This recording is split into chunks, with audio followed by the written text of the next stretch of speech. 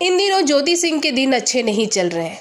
एक तरफ पवन सिंह की बेवफाई तो दूसरी तरफ उनके पिता की तबीयत। जी हाँ, उनके पिता की तबीयत तो काफ़ी दिनों से ख़राब थी, लेकिन अचानक से उनके पिता की तबीयत ज़्यादा ख़राब हो गई। पहले वो पटना में एडमिट थे, अब पटना से शिफ्ट होकर उन्हें दिल्ली भेज दिया गया है। और आपको यहाँ ये बता दें कि उनके पिता की शरीर के नसों में सूजन आ गई है, जिससे शरीर ने काम करना बंद कर दिया। सबकी जानकारी ज्योति सिंह ने सोशल मीडिया पर दी और लोगों से अपील की है कि उनके पिता के लिए दुआ करें कि उनके पिता जल्द ही ठीक हो जाए।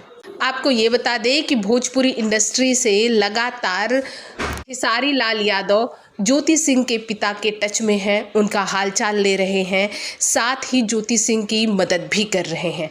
और दूसरी तरफ भोजपुरी इंडस्ट्री से काजल राघवानी ने भी ज्योति सिंह को सांत्वना दी है। सारी चीज़ें ज्योति सिंह ने पोस्ट करके सोशल मीडिया पर बताई है। इस पर आपकी क्या प्रतिक्रिया है, कमेंट बॉक्स में कमेंट करें। साथ ही चैनल को सब्सक्राइब करना बिल्कुल ना भूलें।